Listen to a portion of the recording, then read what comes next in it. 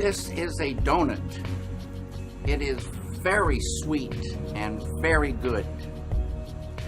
But if you've never tasted a donut, you wouldn't really know how sweet and how good a donut is if you've never had that experience.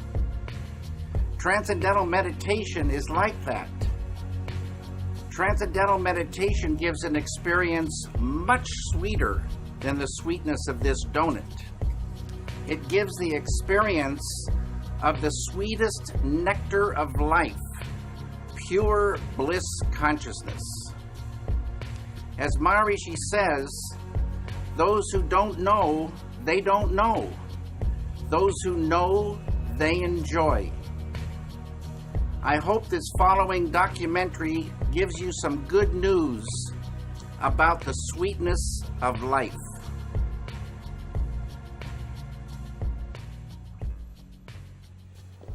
Donc, on tourne en fait là, hein, donc tout va bien. So, David, the Maharishi teaching in your life. Are we rolling?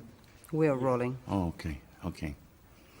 The Maharishi teaching in your life, how did it all start? Can you tell us the story? Yes.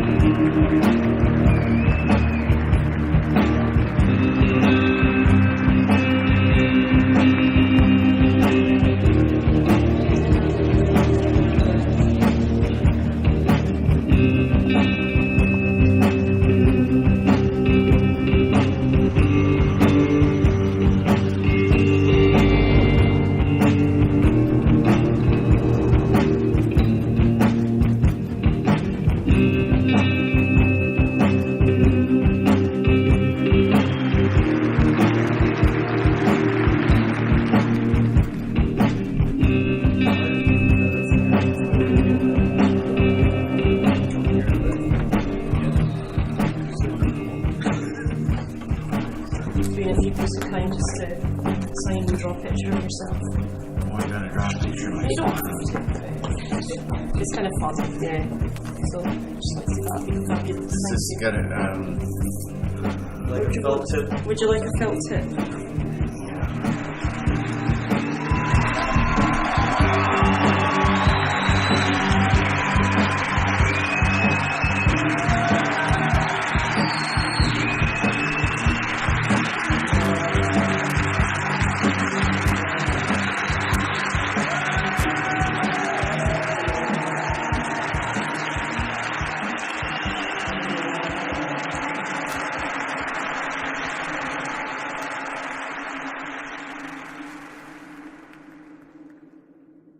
I am interested in hearing your opinion about the presentation of woman and motherhood in your films.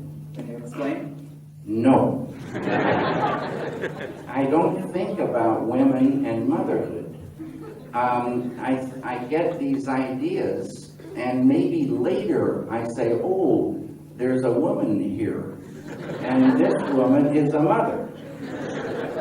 The idea comes first. It's not like you said, I don't set out on a theme. I don't set out to show something. I'm surprised as anybody when the idea pops in. When you settle down your mind and transcend, where goes emotion, what happens to emotions, and are they beneficial in this?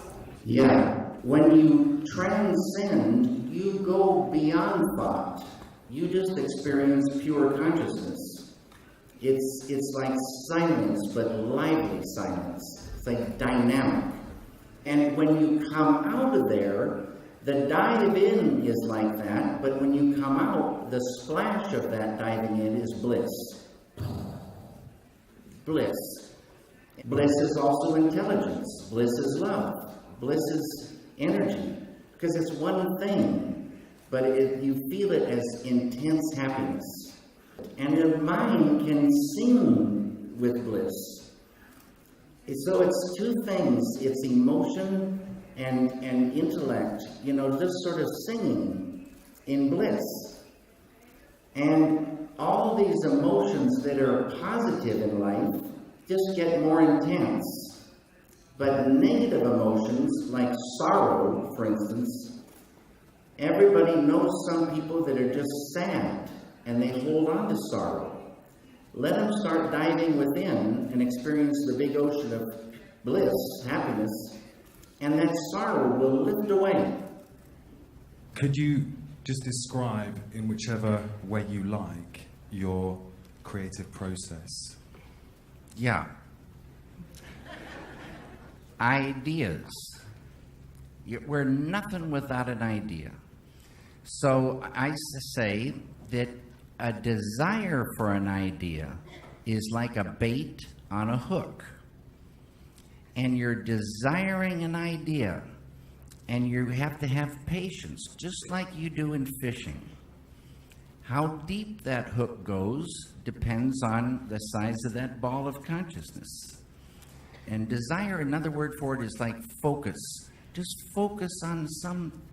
And it's a little bit like daydreaming. Thoughts come and thoughts come and thoughts come, and maybe, boom, an idea comes that is so thrilling. You've caught a little purple fish with red fins and little dancing speckled eyes. And this little fish could be just a fragment of the final film. But you love this fragment. You love this fish. And that idea, you write it down so you won't forget it. Then, now that you have that fish, even more powerful bait. And soon, others will swim in and join to it. And a thing will start emerging called a script. And it goes like that, for me anyway, fragments. But it's all ideas coming, ideas that I fall in love with. And I'm going to fall in love with different ideas than you will. But there's billions, trillions of ideas coming. Ideas for everything. So that's how it goes. Then you get the ideas organized in a script, and then you translate those ideas to cinema. And along the way, you stay open, because a thing isn't finished till it's finished. There can be happy accidents. You say, how did I get so lucky to get this thing? I thought this was complete, but this is beyond the beyond fitting in here and jumping it. Stay on your toes.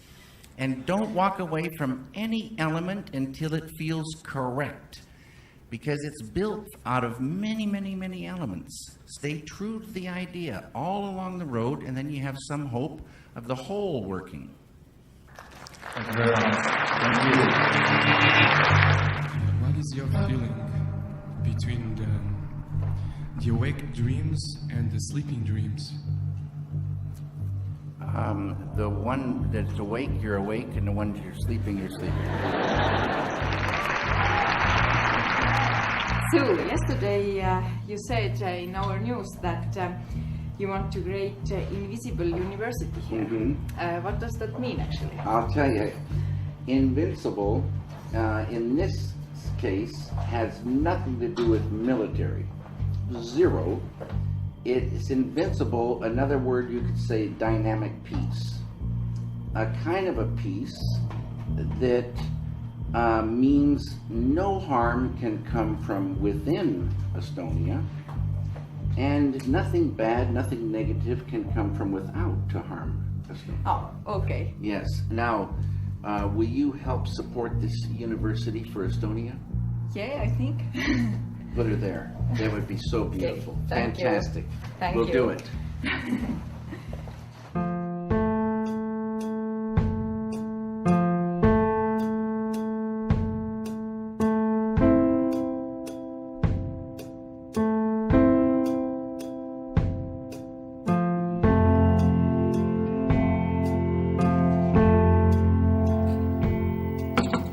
Okay.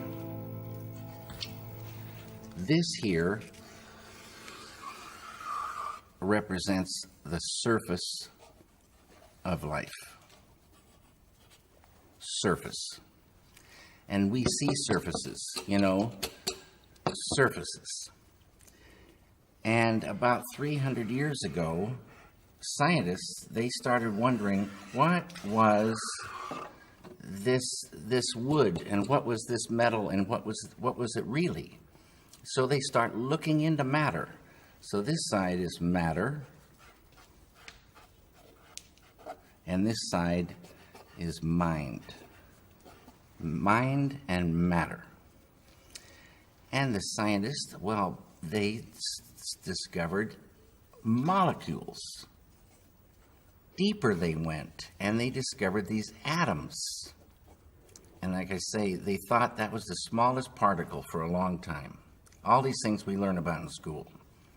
They went deeper, and they find inside the atoms these little electrons and neutrons and protons.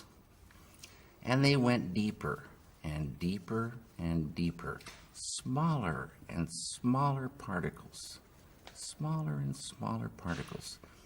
They found 4 forces. On a deeper level, the 4 became 3. And on a deeper level, the 3 became 2. And then, about 30 years ago, modern science, quantum physics, discovered the unified field. The unity of all the particles and all the forces of matter, of creation. Not only did they discover the unified field, but they found that everything that is a thing emerges from this field of no thing. Unmanifest it is. Unmanifest. It is no hyphen thing, but all things come from it. Anything that is a thing has emerged from this field of unity. It's oneness. The scientists know this exists, but if they wanted to get there, you can't get there. It's unmanifest. You can't walk into this field. But any one of those scientists could practice a technique, transcendental meditation, which, remember, true happiness is not out there. You're given a mantra, a very specific sound, vibration, thought. Very specific. It needs to be life-supporting at all deeper levels. And that mantra that you're given, that Maharishi gives, the key that opens the door. The mantra turns the mind within. turns the awareness within, and you naturally dive. Why is it natural? Because each deeper level of mind and each deeper level of intellect has more happiness. And the deeper levels of mind and deeper levels of intellect correspond to deeper levels of matter. At the borderline of intellect, you transcend. Transcend is the key word. It means to go beyond. You're going beyond field of relativity, duality, experiencing oneness. Pure, unbounded, infinite consciousness.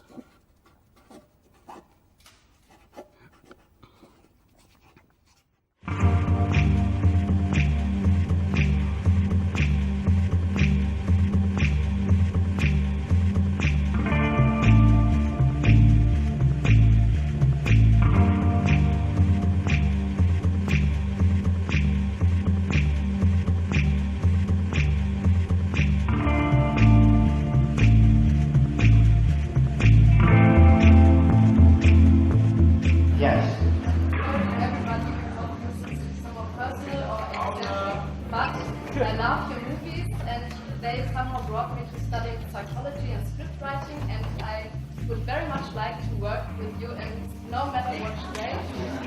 And I think I understand what you're doing and what you're thinking, and I would be very happy. Thank you very much. This young lady, like many, many women, would love to work with me.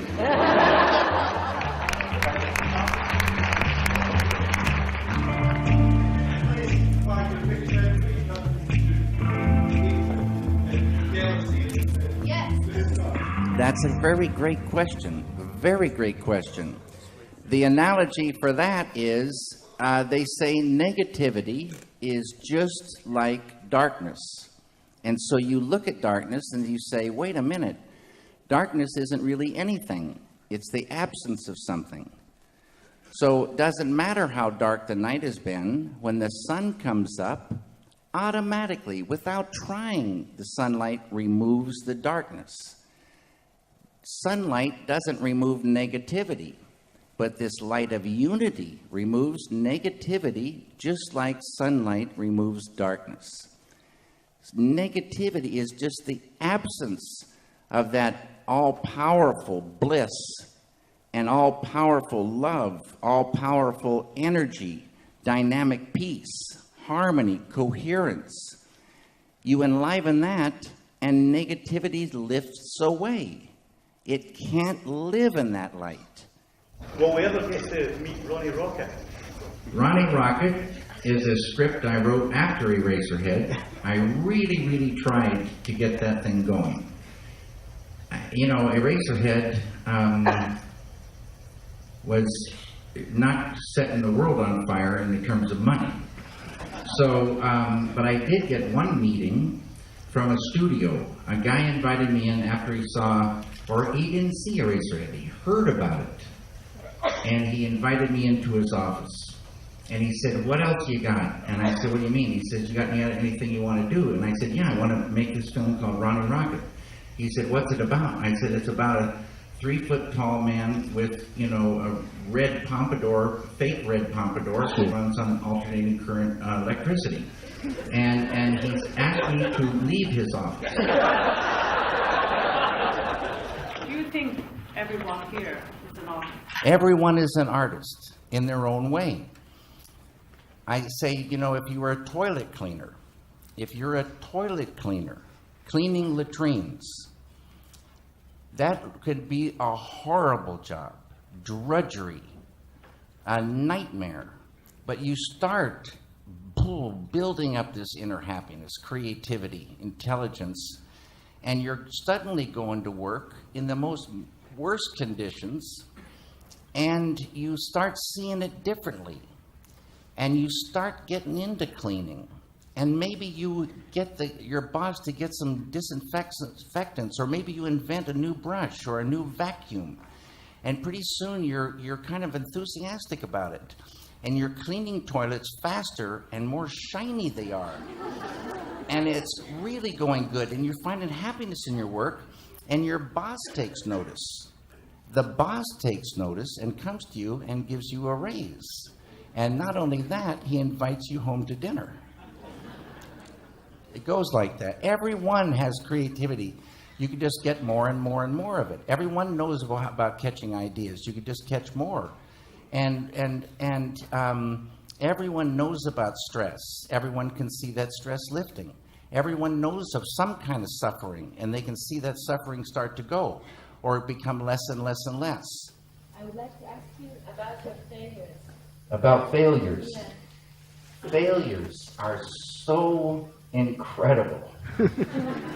A failure is a big, big sadness and a horror, but there's nowhere to go but up. So it's a freedom as a result of a failure, a huge euphoric freedom. There's no way you can lose more. You just can gain. A success is so beautiful, but then, oh my goodness, what if I fall? The next thing better be very, very special, or the whole thing's going to crumble. You get tense. You start worrying. A success can be a nightmare. Both things have the good and the bad. What is, according to your opinion, the role of the artist or the filmmaker in this world? In my mind, have the great privilege and euphoria of translating ideas, and ideas that can create a world that people can go into and have an experience.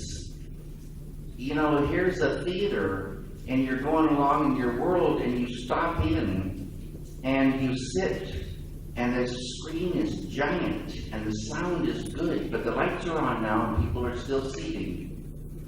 And then suddenly the lights dim, and the curtain opens, and the thing begins, and we can go into another world and only exist there because of that film. It's a magical, beautiful thing. Take people into another world and give them experiences. Take yourself into that other world and give yourself an experience. It's a magical medium. That's the role, to make new worlds. Could you kindly reveal how did you create the baby creature in Eraser? You must know I never talk about the baby. This consciousness has qualities: infinite creativity, intelligence, energy,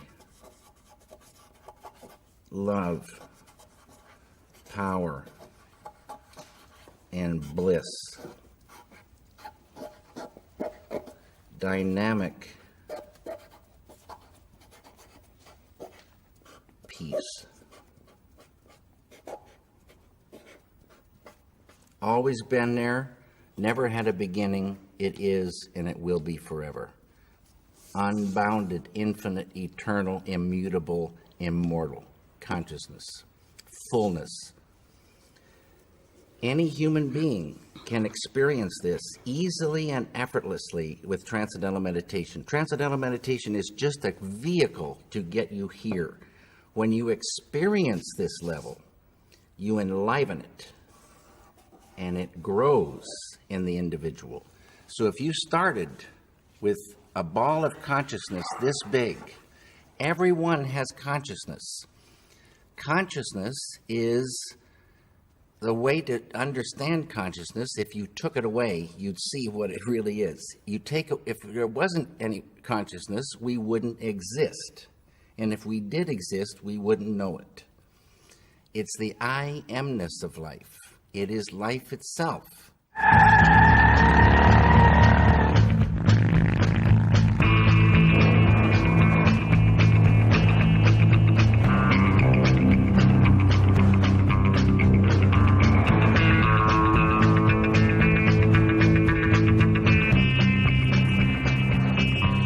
tell the audience why you are here? I'm visiting here to establish in principle Finland University. I'm also here to talk about film, creativity, meditation, and peace. What do the works of Franz Kafka mean to you? Franz Kafka. Yes. I love Franz Kafka's The Metamorphosis. That piece of writing does something to me. And I love the character, Gregor Samsa. I love what he seemed to be going through. I love the kind of humor and absurdity and yet big truths swimming through it and the way the story is told. I love it. It thrills me.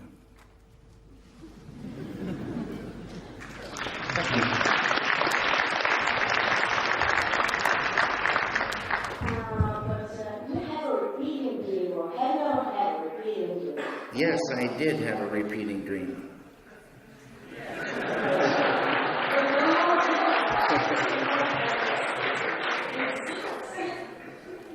Pardon?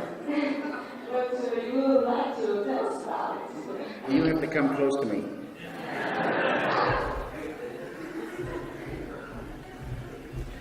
Okay, now you stand, right there. Okay, I had this repeating dream, and I'm in the desert, and the desert is completely empty and flat. And way in the distance, I see my father start walking toward me, and there's the heat waves. And I know that I have a good father and a bad father. And I don't know which one this is. And he's walking closer and closer and closer. And all of a sudden,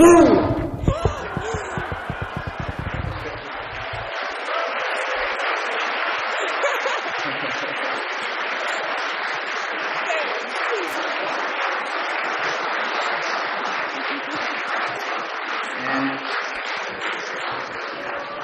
that was my good father.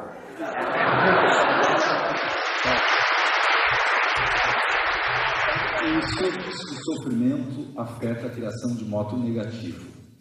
Como o senhor explicaria que artistas como Van Gogh e Artaud, por exemplo, produziram uma obra tão genial tendo sofrido tanto? Se eles meditassem, isso poderia desequilibrar a genialidade de suas obras? This is a very beautiful, important question. And this is part of the myth, I think. Van Gogh did suffer. He suffered a lot. But I think he didn't suffer while he was painting. He went out to paint because he loved to paint. And it might have been one of the happiest, only happy times in his life when he was painting. It was so thrilling for him to be painting.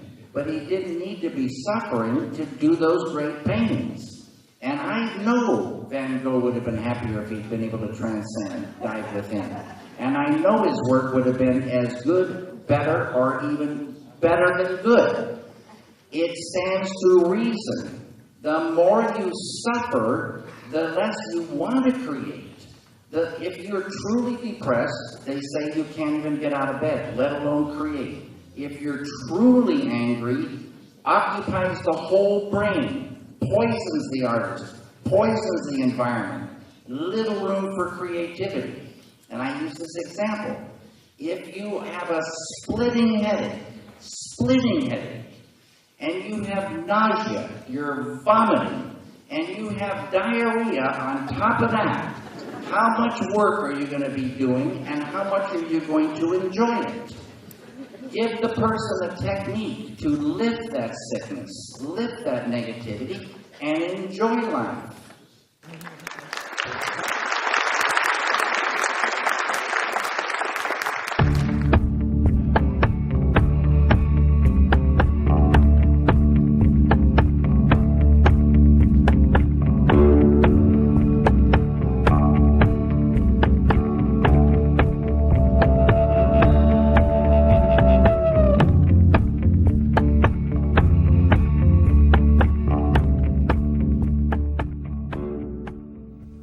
tied to consciousness is all this. Creativity, intelligence, energy, love, power, bliss, dynamic peace, all positive. Light of unity, all positive. You experience this level and you enliven it, and this ball of consciousness that you thought was just going to stay the same for the rest of your life starts expanding, and these qualities expand. So day by day, you're growing creativity, intelligence, love, energy, and this ball of consciousness is now expanding, and you're owning unconscious or subconscious more and more and more. Side effect of the growth of this consciousness is negativity starts to recede, tension, I write all these things, stress, anxiety, sorrow, depression, anger, hate, fear, all starts to go. Can't live in the light of this. In schools, when there's stressed anxiety, horror stories, depression, so many people on pharmaceutical drugs, suicides, shootings, stabbings, you give a student this technique. It's easy to do. It's not concentration. It's not contemplation. Concentration, contemplation keep you right on the surface. You're not transcending. It's this field that does everything for the human being. This field. And you experience this field when you really get there and transcend. This is transcendental consciousness. It's, there's so many names for this field. The Tao, Kingdom of Heaven, all these names for this one field, the absolute, totality. In Vedic language, this field is called Atma. A-T-M-A, means the self, with a capital S. Know thyself. Get there. Know it by being it. Unfold it. And what you're doing is unfolding your full potential as a human being. Your full potential of the beautiful human being is called enlightenment. And people can unfold their enlightenment.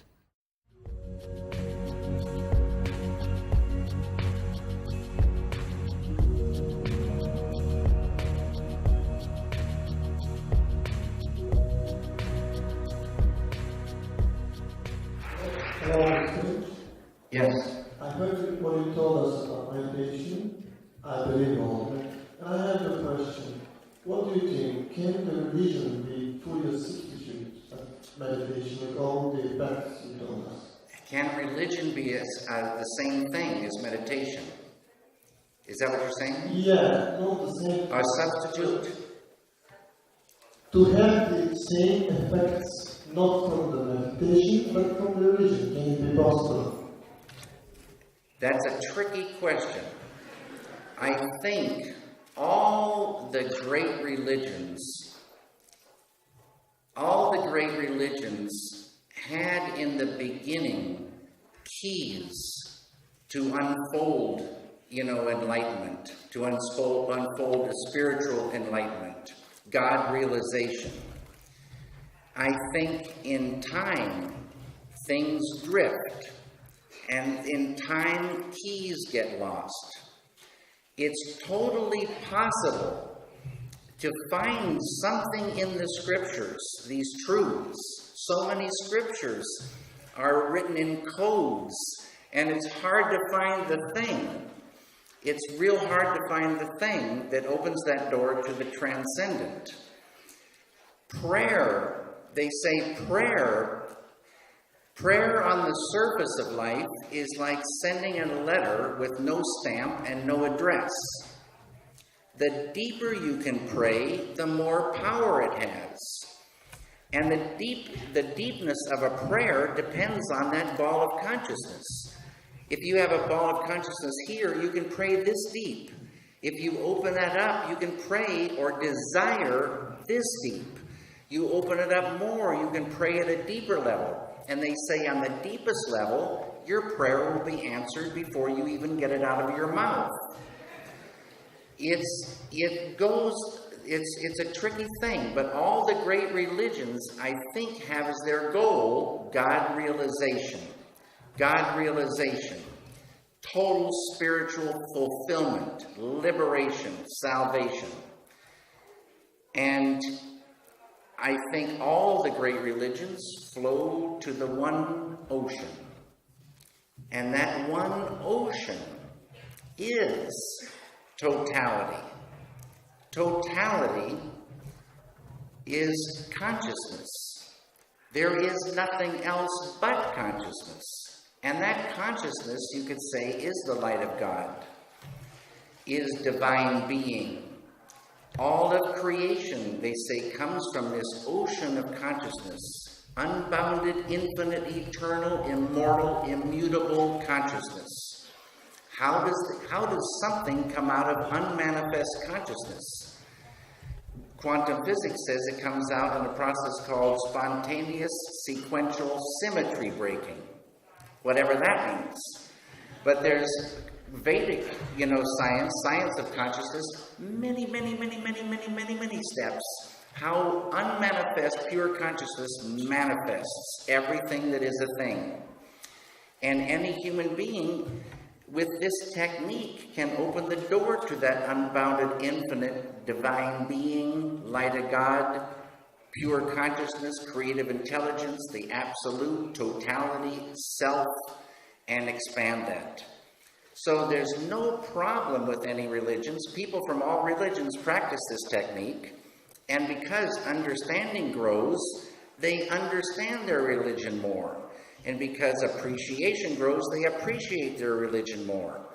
And another thing, when that ball of consciousness gets bigger and bigger and bigger, they say that if you're reading the Bible, the code under incandescent light looks just like a code. But under more and more of that light of unity, that spiritual light, boom, the meaning leaps off the page. Strange thing. You're unfolding infinite intelligence, infinite understanding. The whole thing comes clear one day. Thank you. Thank you. I know that you don't like to go into, analysing your movies, and you want to, as has been said, leave that to the viewer to take from it what they will. Right. Is that in any way influential to something which I see has been quite central to both Mulholland Drive and Inland Empire, which is the statement, actions have consequences? Sure. But there's not a message thing in there, but there are. When you make an action, there's consequences. Everybody knows that. And so they say what you sow is what you reap. If you plant wheat, you may wish corn was coming up, but wheat is going to come up. The question is, when is it going to come up? And that's a thing like with O.J. Simpson. O.J. Simpson walked out, free. Everybody knows he did that thing. He said he was doing, yeah, we got to keep it quiet.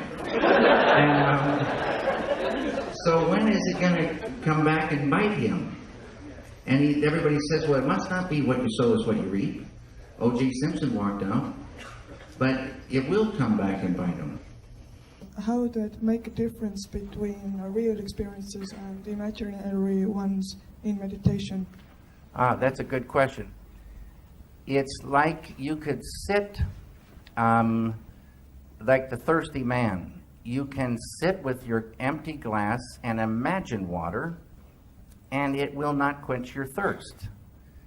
You can sit and wish for water, but it won't fill that glass up. But if you dip that glass in the cool water of the well and bring it up and drink it, it will quench your thirst. There's no denying this experience of transcending. And man, you are not angry anymore? No, I told you, that anger lifted away without trying. Poison to the artist, poison to the environment, poison to the human being, lifts away without trying. But it's not that you become numb and sleepy and don't want to work. You get more energy, more enjoyment of the doing. And negativity lifting means that conduit of the flow of ideas, the flow of creativity, is not cramped by that. Negativity restricts that flow. So, and you can still have righteous anger, being very strongly for something or against something, beautiful.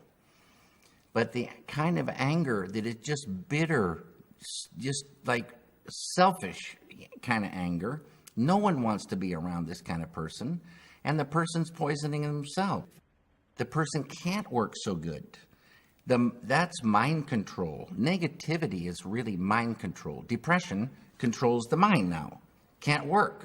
Anger controls the mind. You can't work. Sorrow. Some people hold sorrow for years. And you want to visit them and cheer them up, but it doesn't do anything.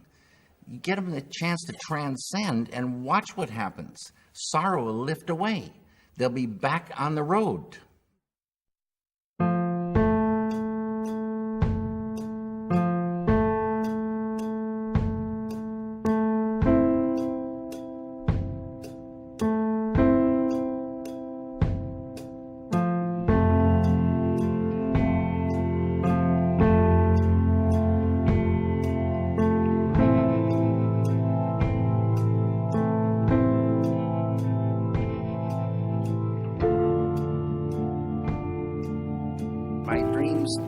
Influence my movies, but I love, as I say, dream logic.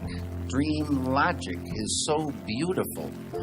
I like daydreaming, and I love what cinema can do with abstractions. Dreams are very abstract, and as dream logic is something that cinema can say.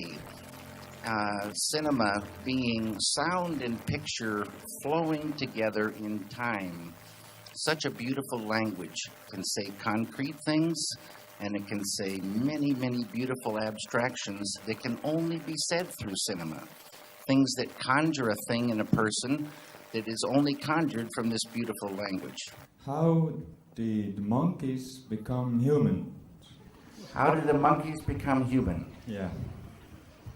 This is what I've heard. They graduate.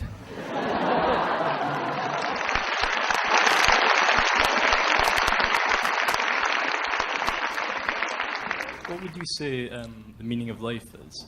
The meaning of life. So cool. The meaning of life is totality. Everything. More than the most. Smaller than the smallest, larger than the largest. Totality. The human being is an exquisite being, and we have a potential, and that potential is called enlightenment, fulfillment, total fulfillment, liberation, salvation, and it's huge. Supreme enlightenment. That's the meaning of life. The meaning. Know it by being it. My name is Samir. I'm a film student. Today was my first day. Fantastic. Best of luck to you. Yeah, that's what I want. Maybe you can give me a good tip, good advice. Someone just started. Yeah, I'll tell you this real good advice. Be true to yourself. Have your own voice ring out. Other things can inspire you, but find your own voice. Be true to that voice. Don't let anybody fiddle with it. Never turn down a good idea, but never take a bad idea. And be true to the ideas all the way along, every element. And then start your transcendental meditation.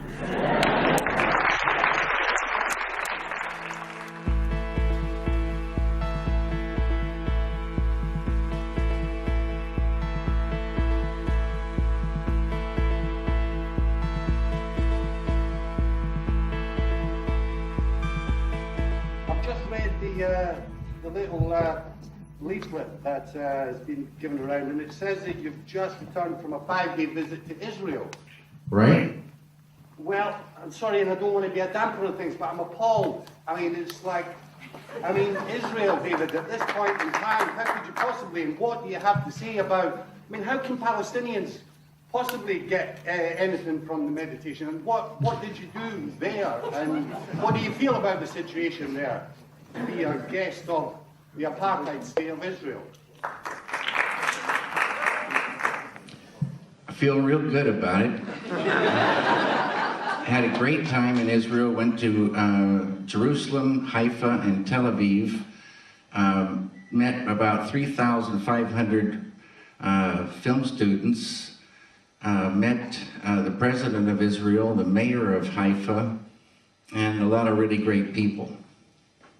Transcendental meditation is for human beings. Doesn't matter where you live. It's for human beings.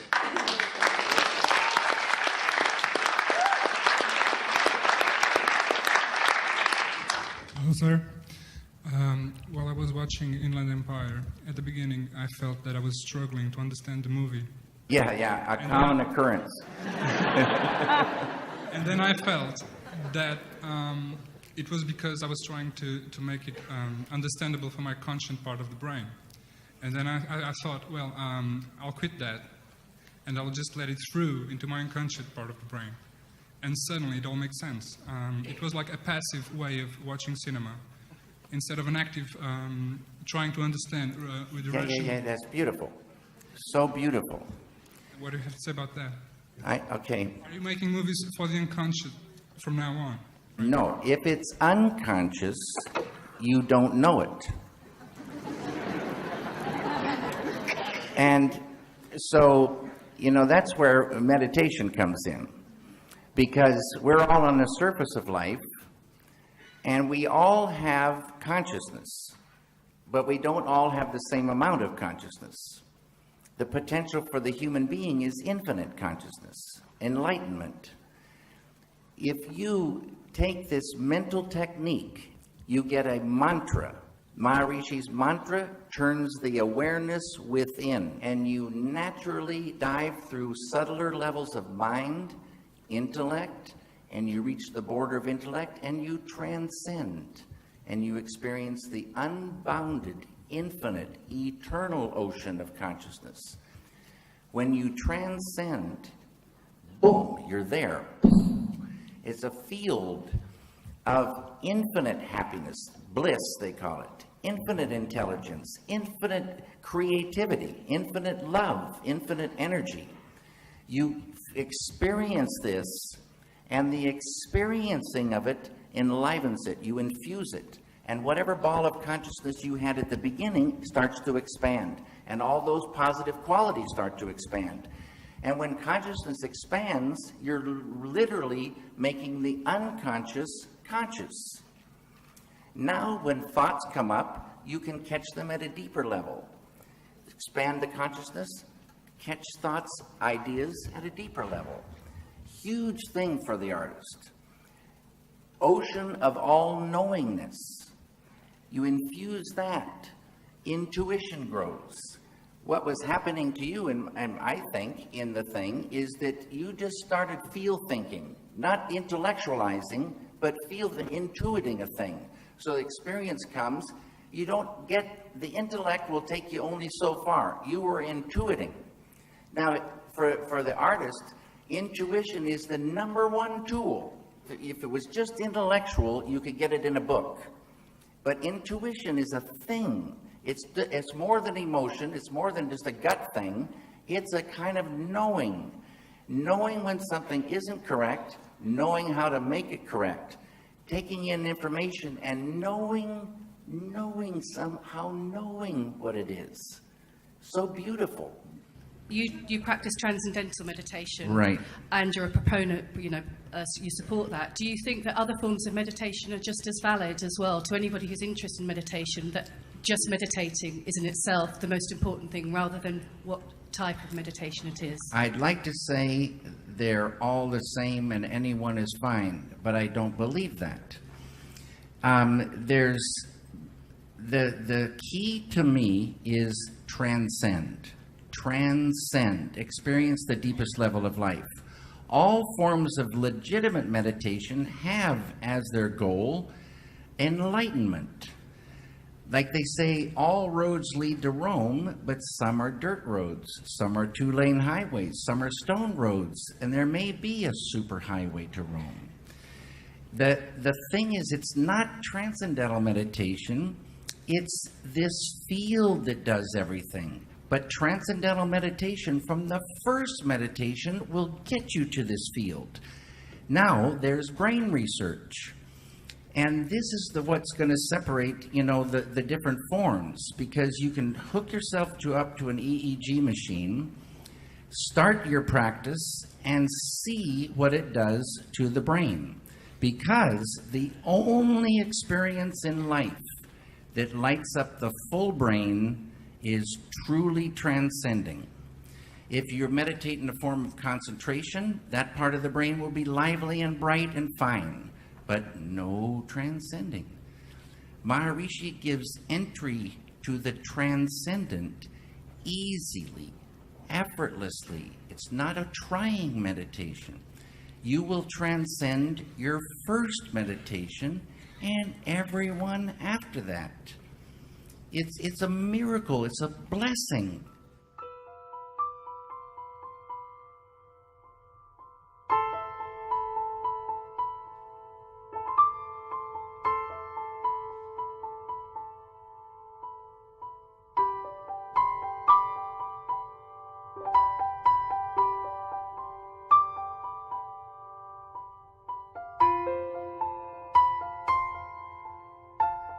You started 34 years ago to go deeper and deeper into that spiritual journey, but it's lately only that you decided to go public about it more and more. What was the ignition point, or in your life or in the world, that made you want to talk about it? What happened? This right here. Water the Root Peace Creating Group. This one here, I don't know where over there. This is the individual here, and the same phenomenon happens with a group. Lots and lots of people, square root of 1% of a population. So, like I said, for France, 750 or 1,000 do the thing. A group, quadratically more powerful than the same number scattered about. And this is a thing, like my friend Dr. John Hagelin says, if you have two loudspeakers and they're separated, you have one volume, you put the two next to each other and you got the equivalent of 4 loudspeakers. You put 3, you've got suddenly the 9. It's called constructive interference. It's a real thing. A group, close, doing the program, advanced techniques.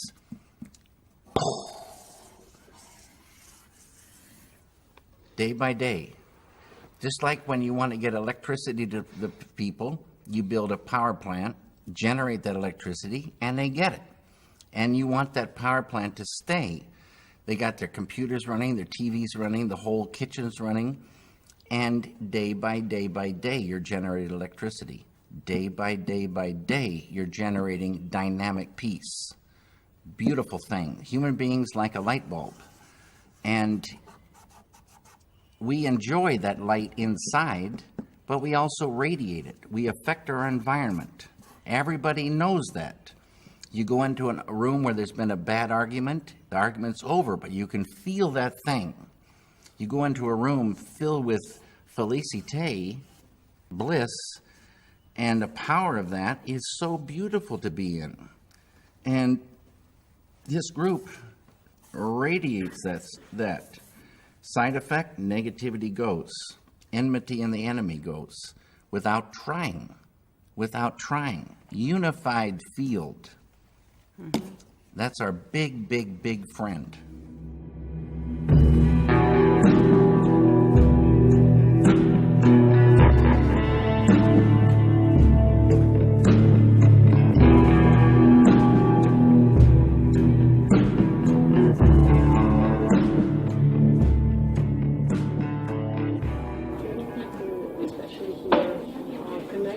kind of movements or this kind of meditation with the word sect? This is the old way of thinking. I don't want to belong to any sect. I'm an artist. I don't want to be part of any kind of sect. It's not a sect. It's a technique that fuels all fantastic things. And I don't want another religion. This isn't a religion. It's a technique that opens the door to the transcendent. And it can be proven now that it does open the door to that. All these misunderstandings, nobody is getting rich. Huge amounts of money are being spent to help humanity. Maharishi has 2 goals: enlightenment of the individual, peace on earth. Unbelievable. Works 22 hours a day for 50 years now to make this happen. It's absurd to think about it any other way. Absurd. It's just a lack of knowledge. What are your feelings about Quakerism? Quakers are beautiful. Mel Brooks once said, "Do you know, David, what the difference between a Quaker and a Shaker is?" And I said, "No, Mel, I don't." He said, "Well, a Quaker will come into a room like this.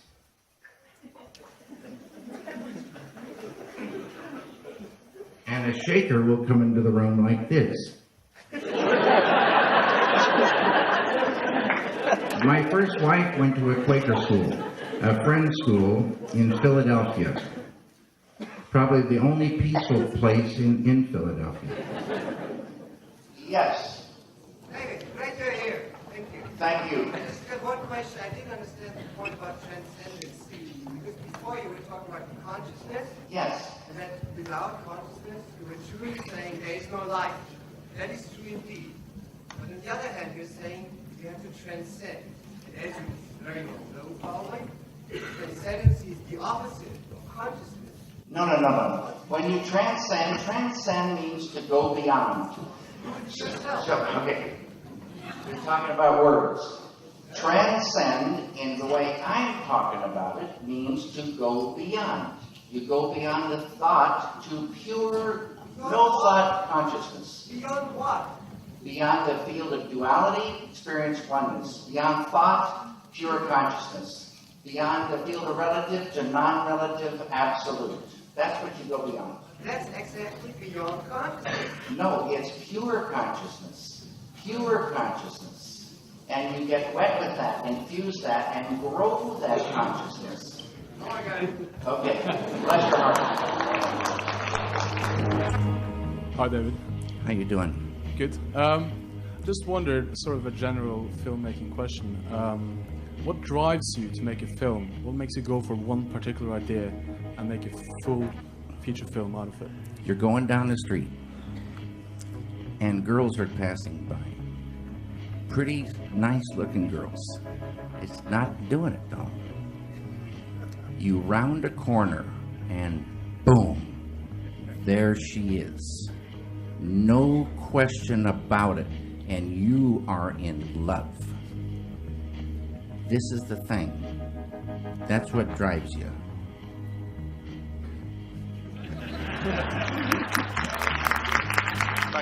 You bet.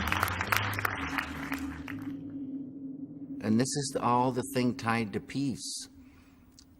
It gets to the point where you couldn't hurt another human being. It would be like hurting yourself. This is the way it is supposed to be.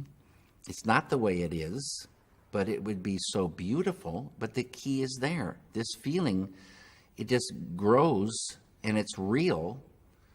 It's much more real feeling than our world, which is pretty much an absurd joke when, somebody is blowing children's heads off in the name of peace. It's a sadness. It's the old way. And now there is a new way to real peace. It had nothing to do with killing. And so it's reached a point where you just wouldn't ever think to hurt another human being. And you travel in real peace, you travel and you meet friends, not enemies. The light of unity destroys the enmity in an enemy, destroys negativity. There's no more enemy.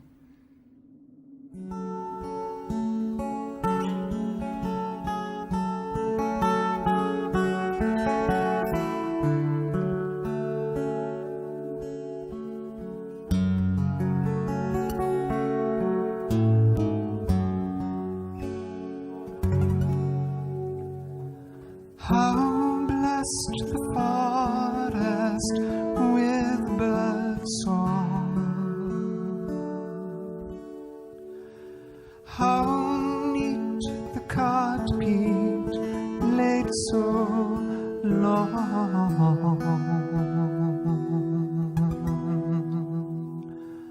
I felt like a grain on your sun. I felt like a seed on your lawn. I felt like a tide left me here.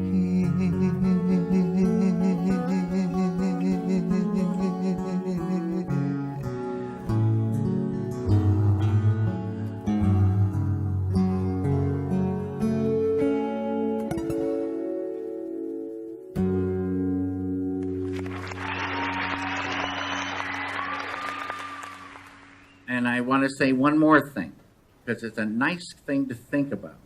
If you hear of a light bulb that does not remove darkness, you have not heard of a light bulb. If you hear of a peace plan that does not remove negativity, you have not heard of a real peace plan. This removes negativity. Real peace is not just the absence of war, it's the absence of the seeds of war, negativity. You want real peace, enliven this field of unity. There's an analogy. If the world is like a tree, we see that the tree is not in the greatest shape. The leaves are turning yellow and they're turning brown. The branches are drooping. The tree is not healthy. Up till now, we've been trying. We chase one leaf at a time, try to make it green. Surface cures, surface cures. As soon as maybe we get one leaf green, 6 more leaves behind us are turning yellow. It's a never-ending horror story. They say the experienced gardener doesn't worry about the leaves. Get it from the source, get it to the roots, the deepest level. Bring that nourishment from the deepest level. Unified field, always been there, infinite, eternal. Get it from there, bring it up. Automatically, the whole tree comes up to perfection. It's a never-ending story because a piece on the surface, it doesn't address the seeds of war. All that hate, all that anger, all that sorrow, despair, tension. It's a piece of paper. But underneath you enliven that, the thing changes. The hate goes. The hate lives. A man goes to bed filled with anger, wakes up and wonders where it went. This is a true phenomenon. The technologies exist to enliven this deepest level, and watch what happens.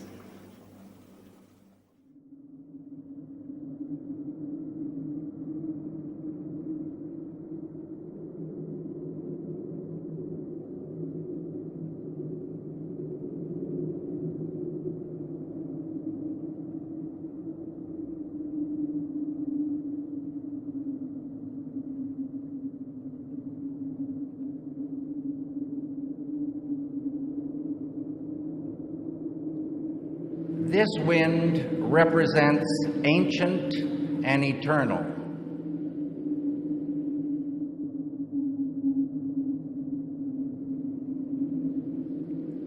This ocean represents the ocean within every human being. And this ocean is an ocean of consciousness. and it is a big ocean. It is unbounded and infinite. And this ocean of consciousness within has qualities. So it is an ocean of infinite intelligence, creativity, happiness, known as bliss, infinite universal love, energy, dynamic peace. When a human being, any human being, dives within and experiences this ocean, swims in this ocean, life gets better and better and better. This is the within that they've always been talking about throughout time. Ladies and gentlemen, change truly begins within.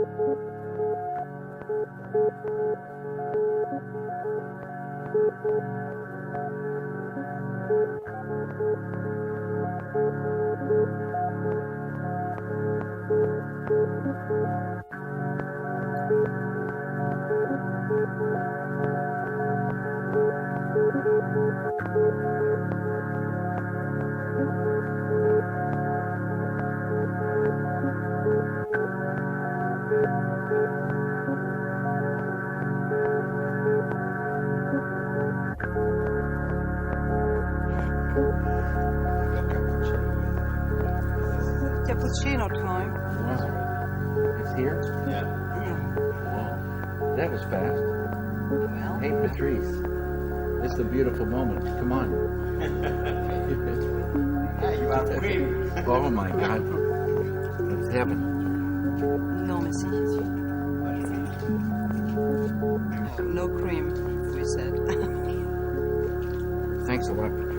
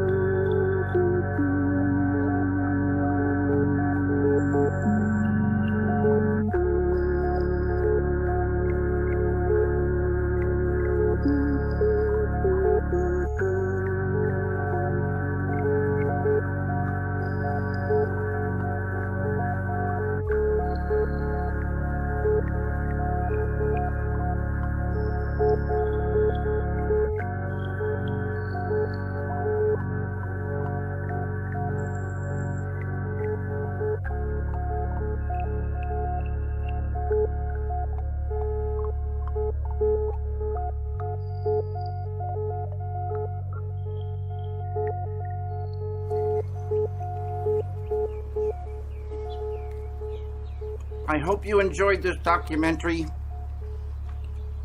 Thank you very much. And I wish you all the very, very best.